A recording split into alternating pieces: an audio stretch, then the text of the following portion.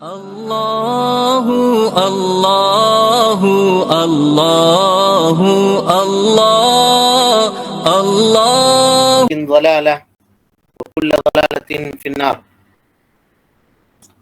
محترم حاضرین، سامعین و سامعات، ناظرین و ناظرات، کتاب التوحید کے اس درس میں آپ تمام حضرات کا خیر مقدم ہے۔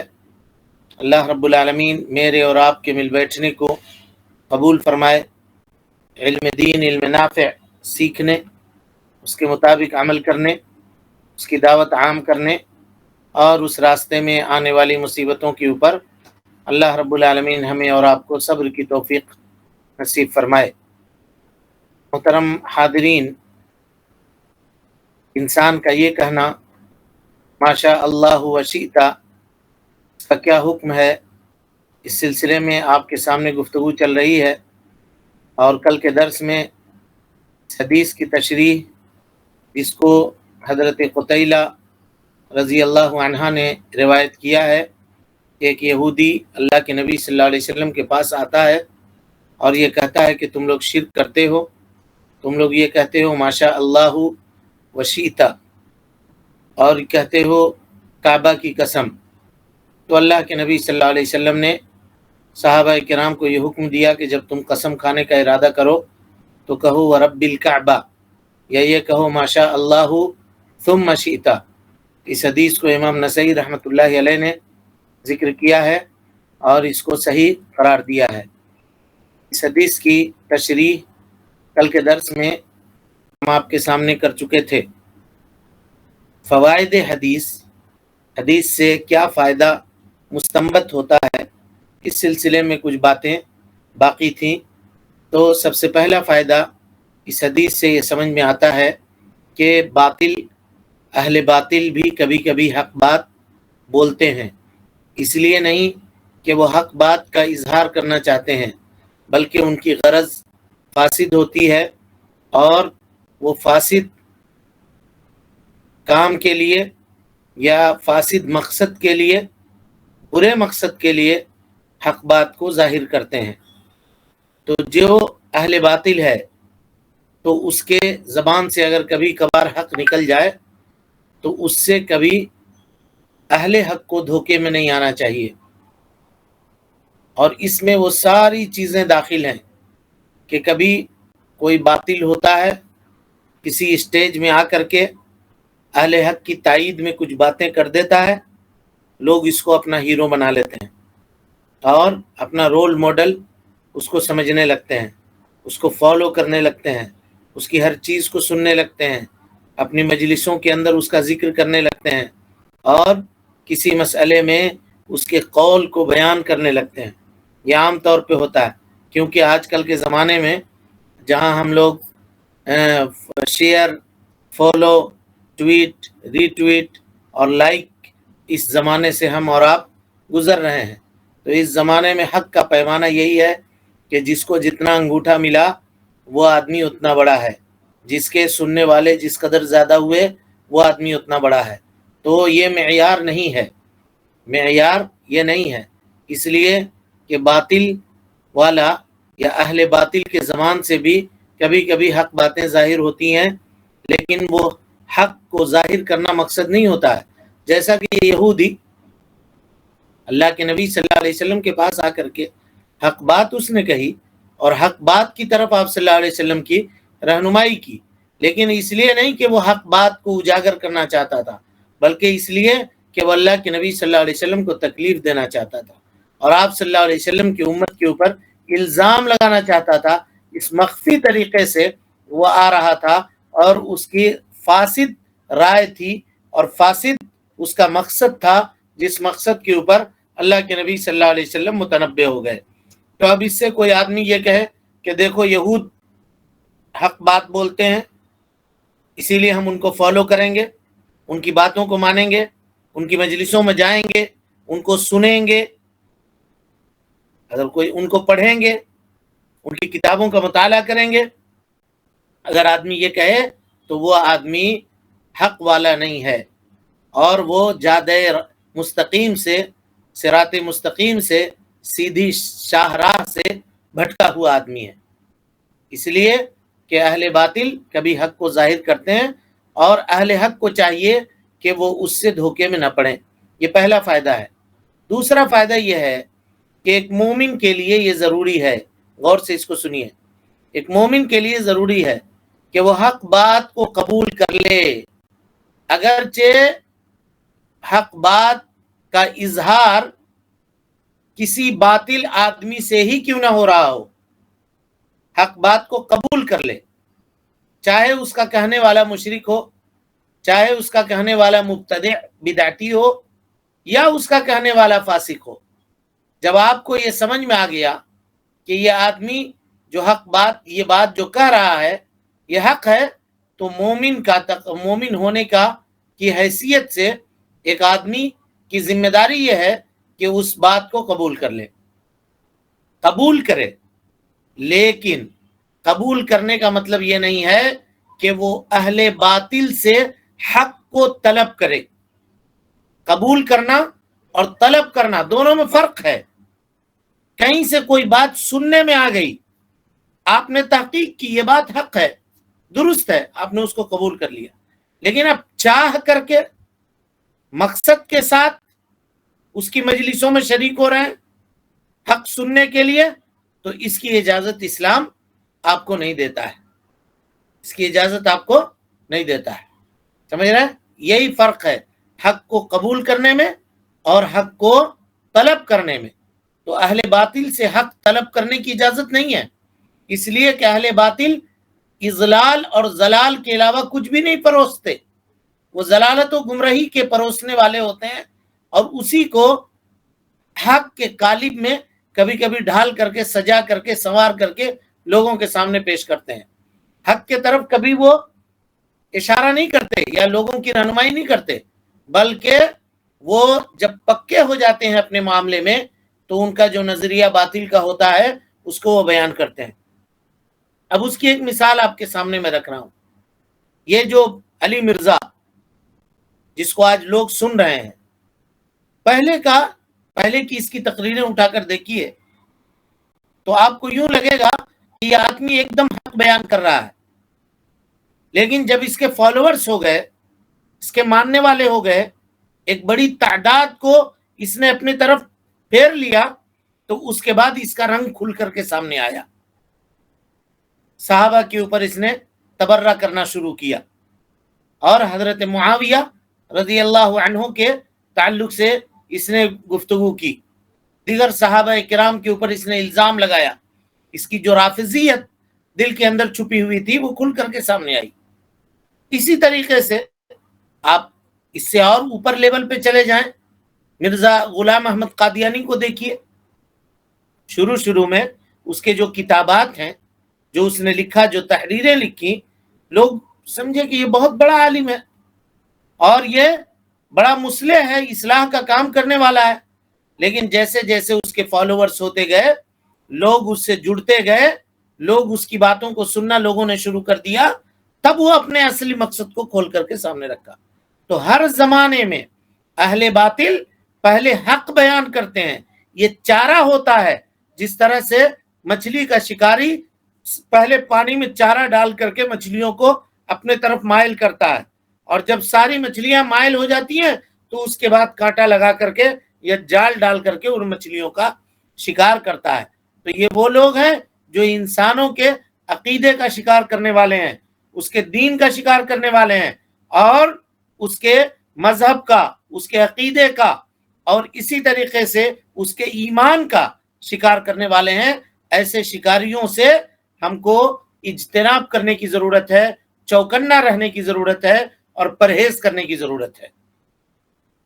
تو اہل باطل کبھی حق بیان کرتے ہیں، لیکن حق بیان کرنے کے لیے نہیں، بلکہ وہ حق والوں کو لبھانے کے لیے کبھی کبھی ایسا کرتے ہیں۔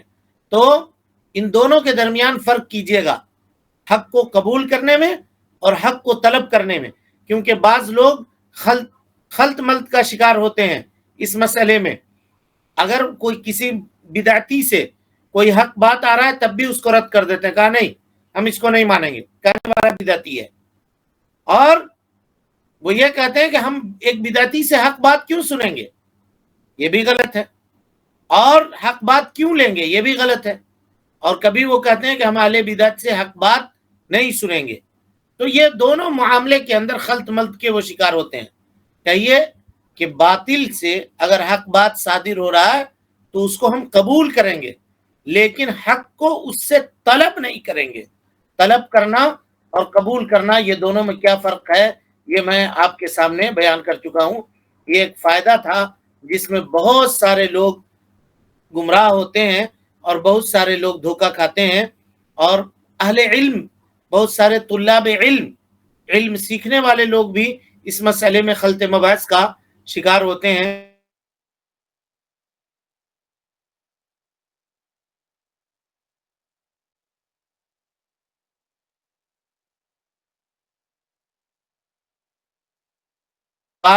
اس کے کہنے والے سے جب یہ بات ظاہر ہو جائے کہ یہ بات حق ہے، لیکن اسی وقت فی نفس معاملہ اس قول سے یا حق بات کہنے والے قائل سے دھوکے میں نہیں پڑا جائے گا۔ یعنی یہ نہیں کہا جائے گا کہ فلان قسم اللہ کی حق بات بولتا ہے نا، اور تم لوگ اس کو مبتدع کہتے ہو، بدعتی کہتے ہو۔ وہ حق بات کہتا ہے، کیسے بدعتی ہو گیا؟ ارے میرے بھائی، بدعتی ہونا یا نہیں ہونا یہ اس کے عقیدے سے طے ہوگا۔ کبھی کبھی بدعتی صحیح بات بھی کہہ دیتا ہے، اور صحیح بات اگر وہ کہہ رہا ہے قرآن اور حدیث کے مطابق اور ہم انکار کر رہے ہیں، تو ہم اس بدعتی کا نہیں بلکہ قرآن انکار کر رہے ہیں۔ ہم اس کی بات کو قبول کریں کیونکہ اس کی بات حق بات ہے تو اس کی نہیں ہے،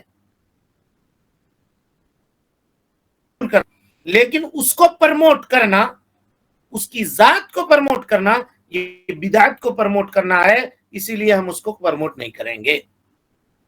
سمجھ میں آ رہی بات؟ دونوں کے فرق کو خوب غور سے سمجھیے اور غور سے سمجھنے کی کوشش کیجیے۔ اب اس کے بعد آئیے، اس حدیث کا تیسرا فائدہ یہ ہوتا ہے کہ کسی انسان کو اس سے دھوکہ میں نہیں پڑنا چاہیے، اس کے شان کو بڑھا کر کے لوگوں کے سامنے پیش نہیں کرنا چاہیے، اس کی مدح نہیں کرنی چاہیے، یعنی اس کی تعریف بیان نہیں کرنی چاہیے، الا یہ کہ کبھی کبھی اس کا ذکر ضمناً آ جائے کسی مسئلے میں کہ فلانے نے بھی یہ بات بیان کی تھی، جیسے اس یہودی کا تذکرہ صحابہ کرام نے، بلکہ صحابیہ قتیلہ نے اس حدیث کے اندر کر دیا، اس سے اس یہودی کا تذکرہ ہو گیا، لیکن اس لیے نہیں ہوا کہ اس یہودی کا تزکیہ کیا گیا، اس لیے نہیں ہوا، بلکہ اللہ کے نبی نے یہ کہا کہ یہودی دیکھو حق بات بولا ہے، تم اس کو فالو کرو، اس کے سامنے مجلسیں لگاؤ، جاؤ اس کی باتیں سنو، جاؤ اس سے درس لو، جاؤ اس سے کتاب پڑھو۔ کبھی کہا اللہ کے نبی صلی اللہ علیہ وسلم نے؟ نہیں کہا۔ ایک بات اس نے بتائی تھی، اس کو آپ نے قبول کر لیا۔ تو قبول حق اور طلب حق کے فرق کو سمجھیے۔ اسی طرح سے جی ایک اور فائدہ اس حدیث سے ہم کو اور آپ کو یہ ملتا ہے کہ اہل باطل اگر اہل حق کے تعلق سے چال چلتے ہیں یا ان کو بگاڑنے کی کوشش کرتے ہیں یا ان کے طرف سے مکر و فریب کرتے ہیں، تو اللہ کے فضل اور توفیق سے یہ چیز اہل حق کے لیے خیر ثابت ہوتی ہے، اللہ کے فضل سے۔ کیسے؟ دیکھیے، وہ یہودی خیر نہیں چاہتا تھا امت محمدیہ صلی اللہ علیہ وسلم سے، بلکہ وہ تو عدو تھا، دشمن تھا، کھلا ہوا دشمن تھا، یہودی تھا اللہ کے نبی صلی اللہ علیہ وسلم کا۔ اور من حیث القوم، اب ایک بات دیکھیے گا، من حیث القوم، ایک قوم ہونے کی حیثیت سے قرآن مجید نے یہودیوں کی جتنی مذمت بیان کی ہے اور کسی کے نہیں کی ہے۔ اب پورا قرآن اٹھا کر کے دیکھ لیں، من حیث القوم، ایک قوم کی حیثیت سے سب سے زیادہ مذمت جن کی قرآن مجید کے اندر آئی ہے وہ یہودیوں کی آئی ہے، مشرکوں سے بھی زیادہ آئی ہے بسا اوقات۔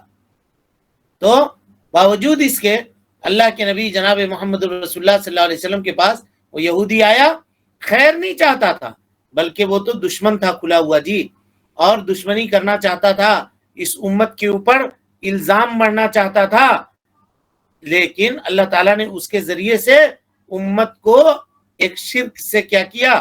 نجات دلا دیا۔ ایک شرک سے نجات دلا دیا اس یہودی کے ذریعے سے. تو اس سے ایک بات یہ بھی پتا چلتا ہے کہ کسی آدمی کو اس زعم میں مبتلا نہیں ہونا چاہیے. اللہ رب العالمین اپنے دین کا کام کبھی کبھی فاسق و فاجر سے بھی لے لیتا ہے. تو کوئی آدمی کو اس زعم میں مبتلا نہیں ہونا چاہیے کہ ہم نے یہ کیا، ہم نے یہ کیا، یا ہم اتنے دنوں سے یہ کام کر رہے ہیں، اس میں مبتلا، بلکہ یہ اللہ کا احسان اور اس کا شکریہ ادا کرنا چاہیے کہ اللہ رب العالمین ہم سے یہ کام لے رہا ہے. ورنہ اللہ کسی فاسق و فاجر کو بھی کھڑا کر دے گا اور اپنے دین کی مدد کر لے گا، اس کے لیے کوئی ضروری نہیں ہے. اسی طریقے سے جی ہم کو اور آپ کو چاہیے کہ ہم لوگوں کی اصلاح کریں اور اس بات کے حریص ہوں کہ ہم خود توحید و سنت کے اوپر عمل کریں اور لوگوں کو توحید و سنت کے اوپر عمل کرنے کی دعوت دیں، اور ہم کو دشمن کی دشمنی اور جاہلوں کی جہالت مشغول نہ کرے، بلکہ اللہ رب العالمین اپنے دین کا مدد کرنے والا ہے، اپنے دین کی نصرت اور حمایت کرنے والا ہے، اور وہی اس دین کی حفاظت کرنے والا ہے. لیکن ہم اس کو اپنے کندھے پر بوجھ نہ سمجھیں، یہ نہ سمجھیں کہ ہمارے کندھے کے اوپر، ہمارے دل کے اوپر یہ بوجھ ہے، اور ہمارے قول سے، ہمارے فعل سے یہ ظاہر نہ ہو کہ ہم ہی ہیں تو یہ دین بچا ہوا ہے، ہم اگر نہیں ہوتے تو دین ملیا میٹ ہو گیا ہوتا، نعوذ باللہ من ذالک. ایسا ہونے والا نہیں ہے. اللہ رب العالمین کا یہ آخری دین ہے. جب اس کے فالوورز ایک آدمی تھا، اس کے ماننے والے 2 لوگ تھے، تب بھی یہ دین زندہ تھا، اور قیامت تک یہ دین زندہ رہے گا، باقی رہے گا. لا تزال طائفة من امتی ظاہرین علی الحق لا یضرهم من خذلهم حتی یاتی امر اللہ. قیامت تک ایک گروہ حق کے اوپر قائم رہے گا، اور مخالفتوں کی مخالفتیں اس کا کچھ بھی بگاڑ نہیں پائیں گی، یہاں تک کہ اللہ رب العالمین کا آرڈر آ جائے، اللہ رب العالمین کا حکم آ جائے. اسی طریقے سے اہل شر اور اہل فجور کی جو چال بازیاں ہوتی ہیں اہل حق کے تعلق سے، وہ کبھی کبھی خیر ہوتی ہیں. اس کی ایک مثال لیجئے جی. بہت زمانہ پہلے مستشرقین جس کو کہا جاتا ہے، جو اسلام کے چیزوں کے اوپر شکوک و شبہات پیدا کرتے ہیں، اعتراضات کرتے ہیں، ان لوگوں نے سب بیٹھ کر کے محنت کی، اور محنت کرنے کے بعد جتنی حدیثیں ہیں ان حدیثوں کو ترتیب دیا. جیسے آپ لفظ کے اعتبار سے حدیث ڈھونڈیں گے، الف سے نام ہے ابو ہریرہ مثال کے طور پر، تو ابو ہریرہ سے جتنی مروی روایتیں ہیں، کوئی ایک لفظ بھی اگر آپ کو یاد ہے، اس لفظ کو آپ ٹائپ کیجئے، وہ حدیث آپ کے سامنے آ جائے گی. المعجم المفہرس ان لوگوں نے تیار کی، ایک کتاب لکھا. کیا چاہ رہے تھے؟ وہ اہل باطل تھے، وہ چاہ رہے تھے اس کے ذریعے سے ہم اسلام کے اوپر الزام لگائیں گے، حدیثوں کو ڈیمیج کریں گے، حدیثوں کے اوپر سوالیہ نشان کاری کریں گے. لیکن اللہ رب العالمین نے اس کے ذریعے سے مسلمانوں کو فائدہ پہنچا دیا. ایک بڑا خیر کا کام ہو گیا، ان کے ذریعے سے ہوا. تو اللہ جس سے چاہے اس سے اپنے دین کا کام لے سکتا ہے، لیکن اہل باطل سے انسان کو کبھی بھی دھوکے میں نہیں پڑنا چاہیے، دھوکے میں نہیں پڑنا چاہیے. وہ لوگ اگر ہمارے دین کو برا بھلا کہتے ہیں، کبھی ہماری مقدس کتابوں کو نظر آتش کرتے ہیں، تو اس کو خیر سمجھنا چاہیے کہ اللہ رب العالمین اپنے دین کو پھیلانے کا ذریعہ اس کو بنا دیتا ہے. اور ماضی میں، اور ماضی کے اندر یا ماضی قریب کے اندر ایسی کئی مثالیں ہیں کہ لوگوں نے دین اسلام کو بدنام کرنا چاہا، لیکن اس کے بدنامی کا کہ کوشش کا ثمرہ یہ ہوا کہ بہت سارے لوگ دین اسلام کے اندر داخل ہوئے، بہت سارے لوگوں نے دین اسلام کو پڑھنا شروع کیا، کتابوں کو جاننا شروع کیا، اور وہ لوگ داخل ہونے لگے. اسی لیے کبھی بھی اہل باطل کے مکر اور فریب سے گھبرانا نہیں چاہیے. چلیے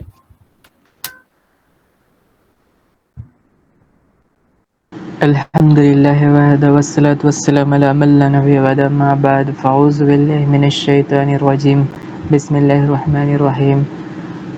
حضرت عائشہ رضی اللہ عنہما کے مادری بھائی حضرت طفیل رضی اللہ عنہ سے روایت چھوٹ گئی، مفیز ایک روایت اور چھوٹ گئی تھی. سنن نسائی میں حضرت ابن عباس رضی اللہ عنہ سے مروی ہے کہ ایک آدمی نے نبی کریم صلی اللہ علیہ وسلم سے یہ کہا، ماشاء اللہ وشئت، یعنی جو اللہ چاہے اور آپ سے چاہیں. تو آپ سے نے فرمایا، اجعلتنی للہ ندا ما شاء اللہ وحدہ، تو نے مجھے اللہ کا شریک ٹھہرایا ہے، صرف اتنا کہا کرو ما شاء اللہ وحدہ، جو اللہ اکیلا چاہے۔ وَلَهُ أَيْضًا، وَلَهُ أَيْضًا یعنی وَلِلنَّسَائی، نسائی کے اندر یہ روایت ہے، حضرت عبداللہ ابن عباس رضی اللہ تعالیٰ عنہما راوی حدیث ہیں، کہتے ہیں ان رجلا قال للنبی صلی اللہ علیہ وسلم، ایک شخص اللہ کے نبی صلی اللہ علیہ وسلم کے پاس آیا اور انہوں نے کہا ما شاء اللہ وشیتا، اے اللہ کے نبی صلی اللہ علیہ وسلم جو اللہ چاہے اور آپ چاہیں، فقال تو آپ صلی اللہ علیہ وسلم نے فرمایا اجعلتنی للہ ندن، کیا تم نے مجھ کو اللہ کا شریک بنا دیا، قل ما شاء اللہ وحدہ، کہو جو صرف اللہ رب العالمین چاہے۔ یعنی یہ حدیث امام نسائی نے روایت کیا ہے، اسی طریقے سے یہ حدیث امام بخاری رحمۃ اللہ علیہ نے اپنے معرکۃ الآراء کتاب ادب المفرد کے اندر روایت کیا ہے، اور طبرانی نے اپنی کتاب کبیر کے اندر اس لفظ کے ساتھ روایت کیا ہے، یعنی جعلت للہ ندن، اجعلتا ہے اس میں، اجعلتنی ہے لیکن اس میں ہے جعلت للہ ندن قل ما شاء اللہ وحدہ، اس کو امام احمد نے روایت کیا ہے۔ اور نسائی کے جو الفاظ ہیں وہ ہے جعلتنی للہ عدلا، عدل کے معنی بھی ہوتا ہے ند کے اور برابری کے۔ بہرحال اس حدیث کو علامہ ارناؤوط کہتے ہیں کہ یہ صحیح لغیرہ ہے، اور علامہ البانی رحمۃ اللہ علیہ نے اس حدیث کو صحیح کہا ہے، اور اسی طریقے سے شیخ احمد شاکر رحمۃ اللہ علیہ نے بھی اس حدیث کو صحیح کہا ہے۔ یہ شخص جی اللہ کے نبی صلی اللہ علیہ وسلم کے پاس آیا اور اس نے کہا ماشاء اللہ وشیتا، کس کو کہا ماشاء اللہ وشیتا؟ اشرف المخلوقات میں سب سے افضل کو، قیامت کے دن کے سردار، تمام بنی نوع آدم کے، تمام انسانوں کے سردار جناب محمد رسول اللہ صلی اللہ علیہ وسلم کو کہا، سید الاولین والآخرین کو کہا ماشاء اللہ وشیتا۔ تو آپ صلی اللہ علیہ وسلم نے اس کے جواب میں کیا کہا؟ کہا اجعلتنی للہ عدلا، یعنی آپ نے انکار کیا، یہ استفہام انکاری ہے، کیا تم نے مجھ کو اللہ رب العالمین کا شریک کر دیا؟ ایسا مت کرو، آپ نے انکار کیا۔ اس کے فعل کے اوپر، اس کے اس قول کے اوپر آپ صلی اللہ علیہ وسلم نے تعجب کا اظہار کیا، اور بلکہ دوسری روایت میں آپ نے حکم دی، یعنی آپ نے اس معاملے کے حکم کی وضاحت نہ دیا، تم نے شریک کر دیا اللہ رب العالمین کو، اللہ رب العالمین کا شریک مجھ کو ٹھہرا دیا تم نے۔ قل کہو ما شاء اللہ وحدہ، جو صرف اللہ رب العالمین چاہے۔ جب اللہ کے نبی جناب محمد رسول اللہ صلی اللہ علیہ وسلم کے مقام اور مرتبے کا اندازہ لگائیے، آپ صلی اللہ علیہ وسلم کو اس نے یہ کہا ماشاء اللہ وشیتا، تو آپ صلی اللہ علیہ وسلم نے اتنا سخت جواب اس شخص کو دیا، اور آپ نے اس ذریعے کو پورے طور پہ ختم کر دیا۔ سما کے ذریعے بھی بیان کرنے کے لیے نہیں کہا، بلکہ آپ نے ڈائریکٹ کہا کل ماشاء اللہ وحدہ، جو اللہ رب العالمین چاہے بس، ماشاء اللہ ثم شیتا بھی نہیں کہا، تاکہ پورا کا پورا، تاکہ اس کو درجہ کمال کی طرف اللہ کے نبی صلی اللہ علیہ وسلم نے اس کی رہنمائی کر دی۔ اور کل یہ بات آپ کے سامنے آ چکی ہے کہ اس کے دو درجات ہیں، ایک کمال کا درجہ جس میں آدمی یہ کہے ماشاء اللہ وحدہ، اور ایک کمال کے درجے سے نیچے جس میں انسان یہ کہے ماشاء اللہ ثم شیتا، ثم کے ذریعے بیان کرے۔ تو اس سے یہ پتہ چلا جی اس حدیث سے کہ ماشاء اللہ وشیتا کہنا، جو اللہ چاہے اور آپ چاہے، جو اللہ چاہے اور آپ چاہے، اللہ پہ بھروسہ اور تمہارے پر بھروسہ سے بیان کرنا، اور کے ذریعے سے بیان کرنا، حروف عطف کے ذریعے سے بیان کرنا، یہ کیا ہے؟ شرک ہے، اور اس کے بیان کرنے سے انسان کو پرہیز کرنا چاہیے۔ اور کبھی کبھی یہ کبھی شرک اصغر ہوتا ہے، اصل یہ ہے کہ یہ شرک اصغر ہوتا ہے، لیکن کبھی کبھی یہ شرک اکبر بھی ہو جاتا ہے، تفصیلات آپ پڑھ چکے ہیں۔ چلیے حضرت امام بھائی حضرت طفیل رضی اللہ عنہ سے روایت ہے کہ میں نے خواب میں دیکھا کہ گویا میرا گزر یہودیوں کی ایک جماعت کے پاس سے ہوا۔ میں نے کہا تم اچھے لوگ ہو اگر حضرت عزیر کو اللہ کا بیٹا نہ کہو، تو انہوں نے جواباً کہا تم بھی اچھے ہو اگر ماشاء اللہ وشاء محمد، جو اللہ اور محمد چاہے نہ کہو۔ تو اس کے بعد میرا گزر عیسائیوں کے ایک گروہ کے پاس سے ہوا۔ میں نے کہا تم اچھے لوگ ہو اگر مسیح عیسیٰ علیہ السلام کو اللہ کا بیٹا نہ کہو۔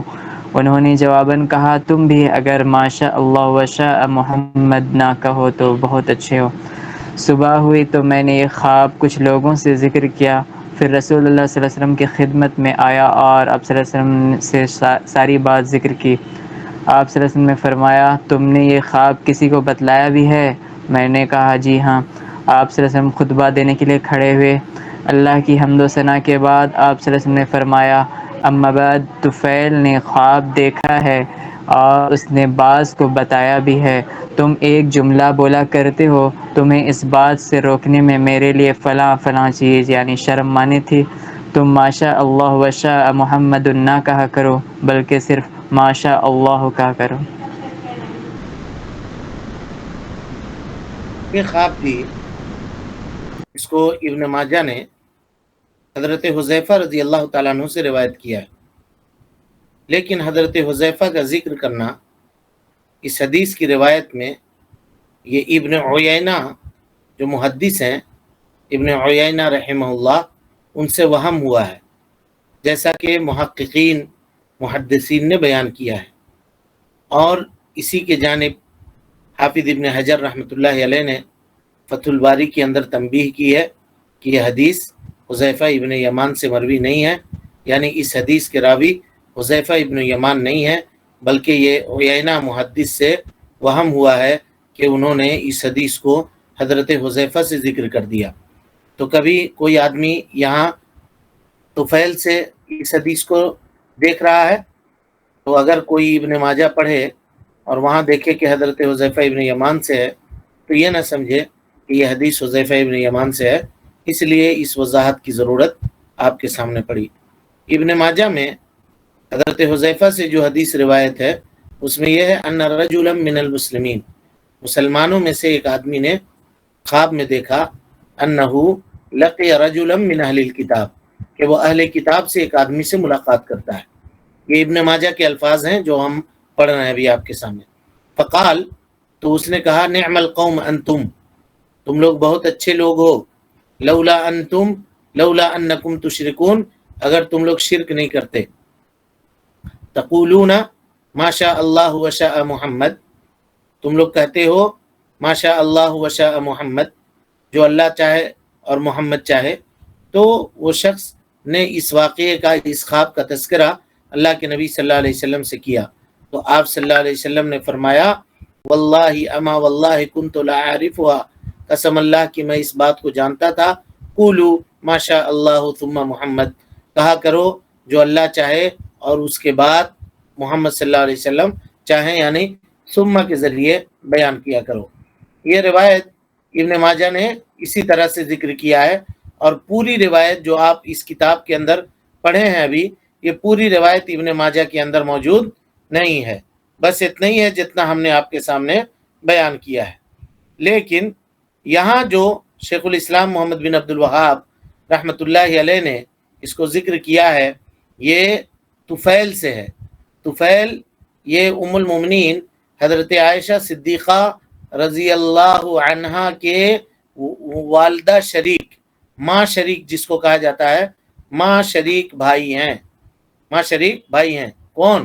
طفیل، یعنی ایک شخص تھا جس نے ام رمان سے، ام رمان یہ ام المومنین حضرت عائشہ کی والدہ ہیں، ان سے شادی کی تھی، اور طفیل کی ولادت ہوئی اور اس کے بعد ان کا انتقال ہو گیا، یعنی طفیل کے والد کا انتقال ہو گیا ام رمان کے شوہر کا۔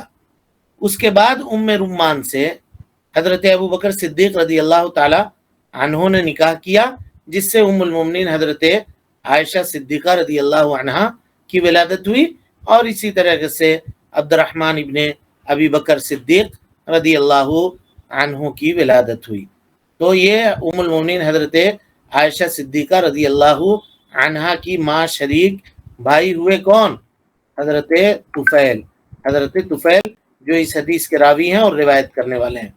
روایت میں کیا ہے اور کس طرح سے ہمارے اس باب سے متعلق ہے یہ روایت، انشاءاللہ العزیز کل کے درس میں ہم اس کی وضاحت آپ کے سامنے کریں گے۔ اللہ رب العالمین سے دعا ہے کہ اللہ تعالی ہمیں اور آپ کو حسن عمل کی توفیق دے. رب العالمین ہم سب کی اصلاح فرمائے، نیکیوں کو قبول کرے، سیئات سے درگزر فرمائے، جب تک زندہ رکھے دین اسلام پہ زندہ رکھے، اور جب اٹھائے ایمان پہ اٹھائے. آمین. وآخر دعوانا ان الحمدللہ رب العالمین. کسی کے پاس کوئی سوال ہے؟ السلام علیکم ورحمۃ اللہ وبرکاتہ. وعلیکم السلام ورحمۃ اللہ وبرکاتہ. جناب، طائفہ منصورہ سے کون سا گروہ مراد ہے؟ ما انا علیہ اليوم و اصحابی. نبی صلی اللہ علیہ وسلم نے خود اس کی تشریح کر دی ہے. طائفہ منصورہ سے وہ لوگ مراد ہیں جو میرے طریقے، نبی صلی اللہ علیہ وسلم نے فرمایا میرے طریقے اور میرے صحابہ کرام رضوان اللہ علیہم اجمعین کے طریقے کے اوپر گامزن ہیں. یہ لوگ طائفہ منصورہ ہیں. یہ قیامت تک باقی رہیں گے نا؟ یہ قیامت تک باقی رہے گی، قیامت تک باقی رہے گی. اور جب یہ طائفہ ختم ہوگی تب قیامت قائم ہوگی. نبی صلی اللہ علیہ وسلم نے فرمایا لا تقوم الساعة حتى يقال في الارض اللہ اللہ اللہ.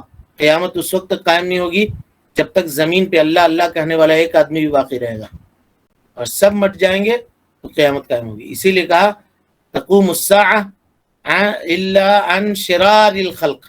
سب سے بدترین مخلوق اس وقت آباد ہوگی جن کے اوپر قیامت قائم ہوگی.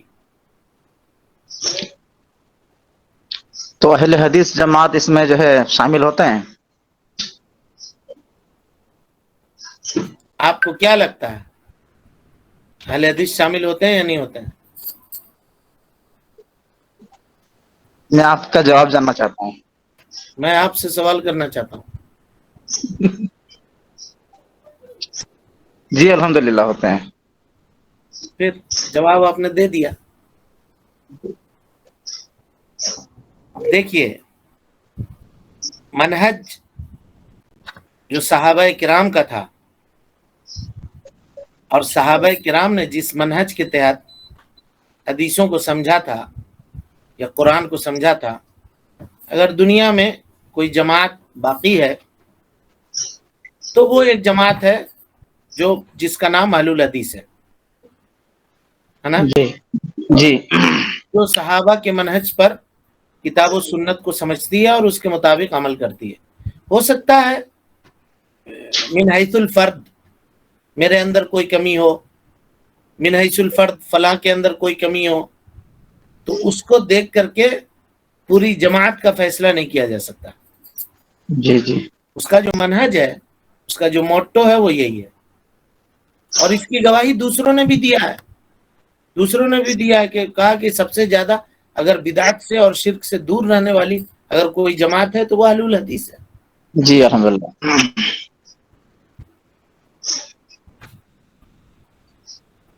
جی اور کوئی جزاک سوال اللہ خیر. وہی 2 دن پہلے کی سوال ہے، قرآن بھی اگر کوئی جھوٹی پکڑے تو جبکہ جان رہے ہیں وہ جھوٹے ہیں؟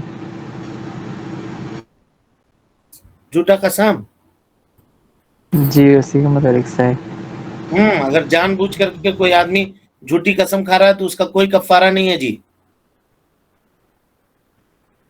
وہ اللہ سے توبہ اور استغفار کرے گا.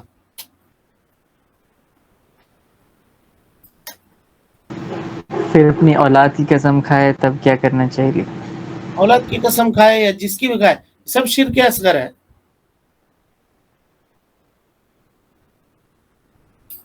لیکن بعض لوگ کہتے ہیں کہ کلام اللہ سمجھ کر کے اگر قرآن مجید کی قسم کھاتا ہے کوئی آدمی، اللہ کا کلام سمجھ کر کے، قرآن مجید غیر مخلوق ہے، اس کی قسم کھاتے ہیں وہ اللہ کا کلام ہے، لیکن اس سے بھی اجتناب کیا جائے، پرہیز کیا جائے.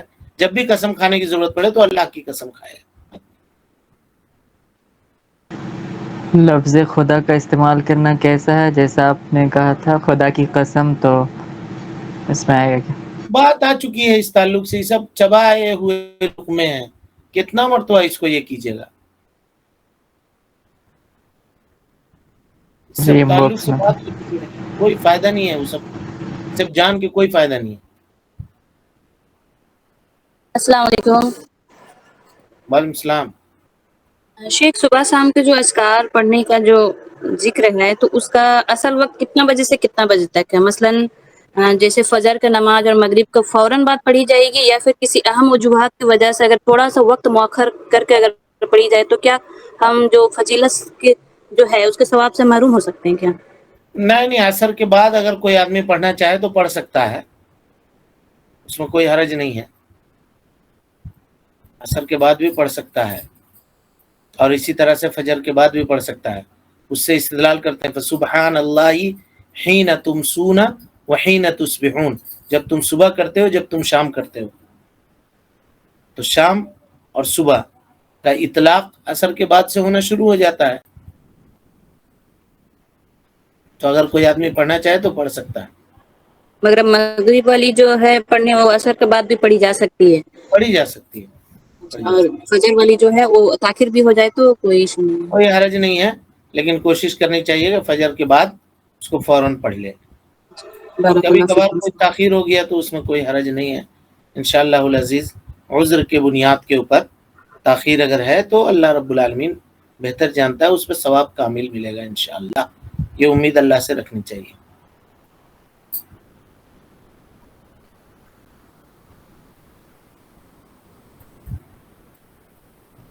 اور کوئی سوال ہے کسی کے پاس؟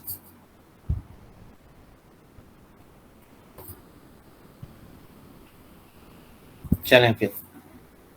السلام علیکم ورحمۃ اللہ وبرکاتہ. اللہ اللہ اللہ اللہ اللہ اللہ